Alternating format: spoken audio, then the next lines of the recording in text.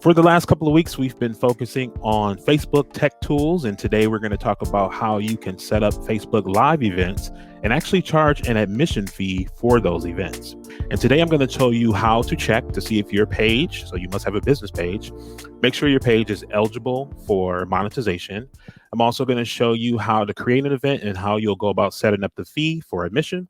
And I'll talk a little bit about some of the tools that you can use to promote your event and all that good stuff. If for any reason you can't stay for the whole show, just keep in mind you can always come back to this platform where you are and watch it when you have time. You can also subscribe. So if you go to YouTube or if you're on Facebook and you follow WeMerge Media or look up WeMerge Media on YouTube, you can subscribe and you'll automatically be notified when the show goes live. All right, so let me go ahead and get started. And we're going to get started with the first point is how to find out if your business page is monetized to charge for Facebook Live events. All right, so Facebook has something called Creator Studio, and it's weird how I got here, and I'm going to go back so I can show you how, but it's actually one of the tools that's kind of built into the Facebook Business Suite. So first thing you'll want to do is go to your business page. On the left-hand side, you're going to see something called Publishing Tools.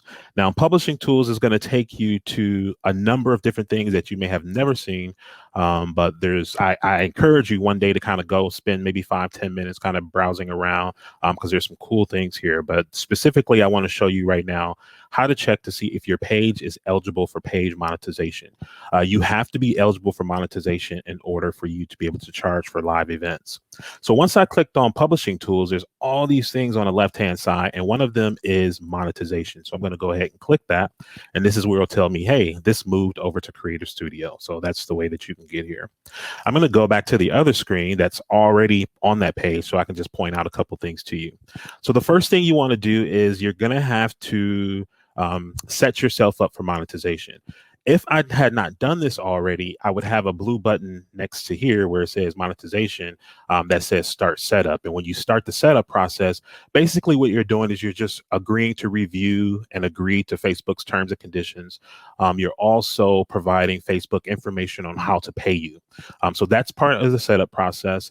Right now, I know that they make it available for anybody who they call a creator page, which a lot of the pages that I have of my own and pages that I manage for other clients looks like they're eligible. I'm able to kind of check and see if they're eligible. The only reason you may not see that you're eligible right away is because you didn't do the setup process, you didn't agree to the terms, and you did not set up your payment process. So once you do that, you'll get to a screen like this, and you'll see that you have no monetization violations and that you're eligible.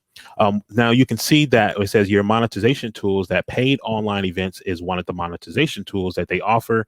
And I set up one as a test. So that's why it says I have one, but I have no earnings because I didn't publish that event. So I'm going to start from scratch today, show you how to create the event and all that stuff. But the very first step is for you to be able to come here, know how to find out if your page is eligible for monetization. Okay. So now let me go ahead and go back to my Facebook page. Let me cancel here. And you pretty much create your event the same way you would normally create an event on Facebook. The thing that's going to be different, though, is that you're going to actually choose when they ask you if your event is free or if they ask you if there's an admission, you're going to choose the part that you have a fee. But you also want to choose that you're going to be doing a Facebook Live event. Now, I still have to test this. They say that you can charge for your event and use a third-party software, like I'm using StreamYard right now to do my stream, and use a StreamYard third-party platform pretty much to do your live stream. I haven't tested that yet, but it's supposed to work. So we're going to assume that it does, but I'll test it, of course, and let you know for sure. So now that I'm on my business page from the desktop computer, I'm going to go ahead and click Create an Event. And it's going to ask me an online event or in-person event. Now, this specifically today, we're talking about online events because we're talking about live streams. So I'm going to choose that. And then next it asks me, is the event admission free or is it paid? So I'm going to go ahead and I'm going to choose paid. Now, from this point on, you pretty much are going to do the same thing that you would normally do when you're setting up an event. So I'm going to go ahead and give my event a name. I'm just going to make something up here, Digital Marketing Workshop. And then I'm going to go ahead and just answer all these questions. So I'm going to choose my birthday, February 18th, and say it starts then. And I'm going to make this event 1 hour. When it asks for a location, so something to know about the location, because this is an online event, you might think, well, why are they asking that? Why do I need that? The reason they ask for a location is because they need to know the time zone so that they can show the correct time to people in the different time zones. So I'm going to go ahead and just put Phoenix, Arizona, because that's the big city where I am, and that'll let it know that I'm in Mountain Standard Time. And then it'll let me go ahead and put in my description for my event. So I can go ahead and say all the good stuff I want to say about my event, blah, blah, blah. Here I have the categories. These aren't very broad. There's not a whole lot here that you can, like, I find it to be pretty narrow. So sometimes for mine, I've been choosing like networking, but you want to choose something that's kind of related to your industry. So if you're in health and wellness, they have a wellness category. They have a health one. If you're a performer or you're doing like a live music performance and you want to charge for that, you can do so. If you're a personal trainer and you want to do fitness, you can choose that. But for my purpose today, I'm going to go ahead and I'm going to just do networking. And then I'm going to hit next, and it's going to take me to the next screen. So here's the part where you can choose a way for people to join the event online. So here I have a Facebook Live event because I'm going to do a live stream. They also give you the option to do an external link. So if you want people to be able to tune in Zoom, you can put that external link in there. The way that I understand it, and I need to test still, add a link so people know where to go when your event starts, is that they only are going to show people and allow people in once they've paid.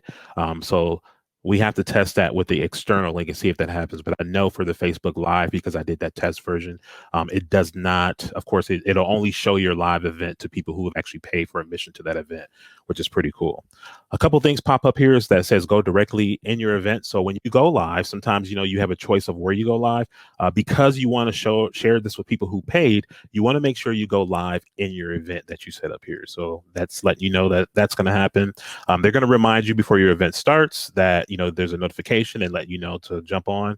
And then only you can go live, or co-hosts can request to join the broadcast if you make them a co-host, but only you can start it. So keep that in mind, that people can join you, but they have to be a co-host. Okay, so I'm going to go ahead and click got it.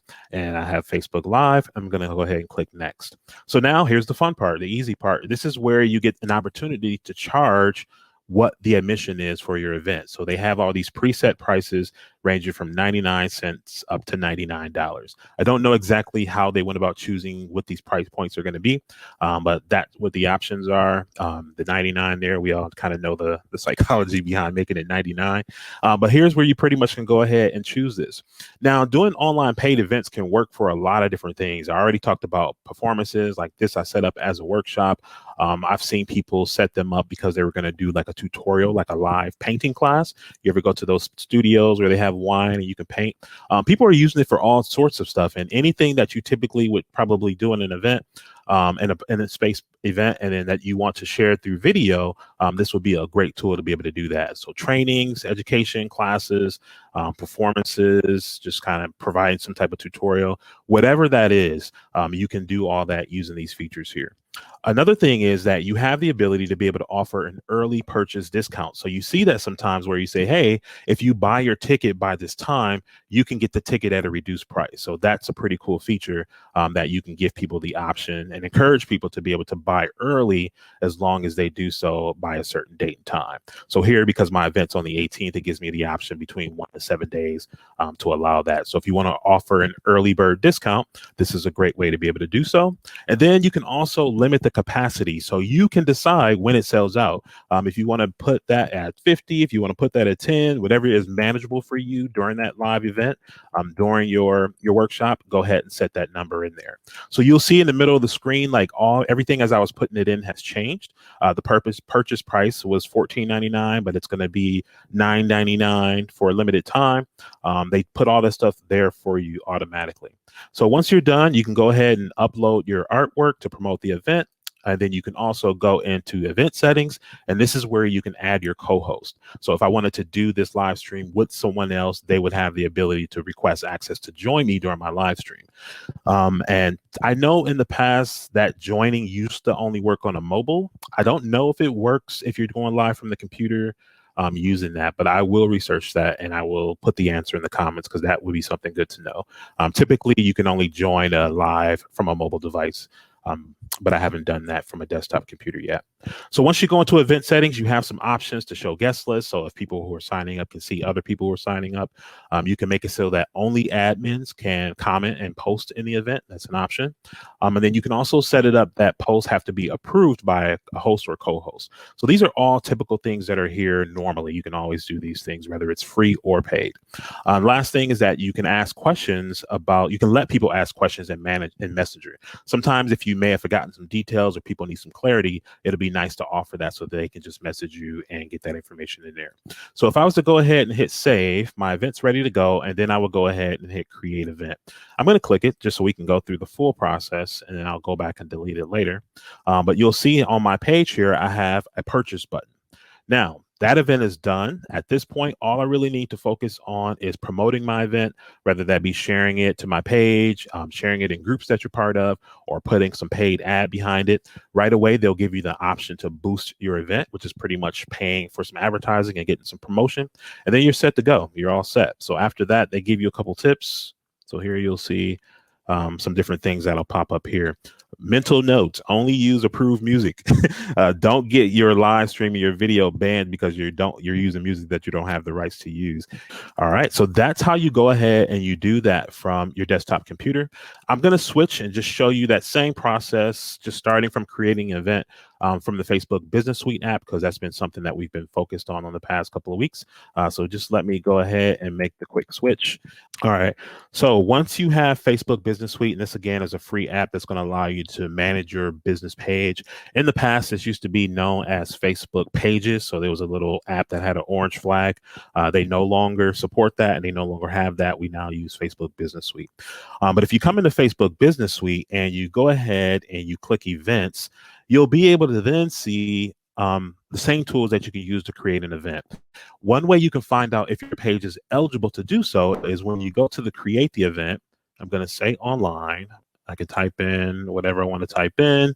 I'm going to do the same thing as I did before and choose a date. But you can put the location in to get your time zone. And when you hit next and you go to the next screen, you'll then be able to find out if it's going to let you choose paid or free. So that's the way that you'll be able to do that from the desktop and also from your mobile phone. Had that been working, I could show you that.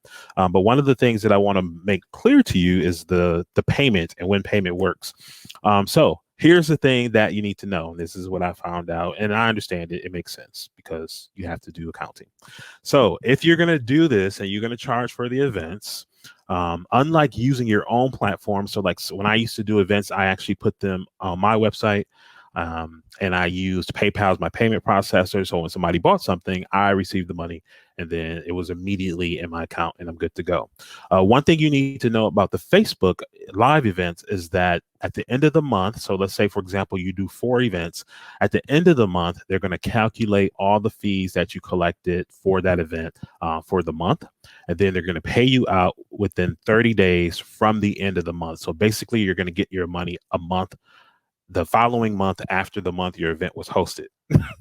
So keep that in mind. If you're going to do that, that you may not have access, you will not have access to your funds right away because they're going to generate a report and then they're going to pay you out 30 days later. The other thing to know is right now, and they said that they were doing this because of COVID, they're not taking out any fees. So you should receive 100% of your money when you're doing this. I believe they're going to be doing this through June of 2021, where they're allowing people to do these events without any fees. So keep that in mind. But I wanted to point that feature out before you went gun-ho and you hosted a bunch of events and made thousands of dollars and then wonder why you can't pay vendors or any partners who are part of it. You're going to need to allow some time for that. It's a long time to be tying up your money, but it all depends on the tools that you use and the platform that you use. And yes, when you're a small business, you're an entrepreneur and you're doing these things, like that revenue and keeping that cash flow going is important. So it is terrible to be able to have your money tied up for like 30 to 60 days. But depending on how you're structured and what your level of need is, it's an option for you to do for live streams if you don't have something outside of that to be able to host. All right, everybody. So that's our episode of Tech Talk Tuesday. If you have questions at all, please go ahead. leave your questions in the comments. I always come back and look at the video later on. Answer any questions that you have. If you can, also please share, please like, please subscribe, all that good stuff. That helps me out, and it allows me to be able to keep coming back here and sharing this time with you. So that's the episode for today. I will put the follow-up items that I mentioned in the comments here, and I appreciate you tuning in. I hope this information was helpful, and enjoy the rest of your Tuesday. Thanks for tuning in for Tech Talk Tuesday. Peace out, y'all.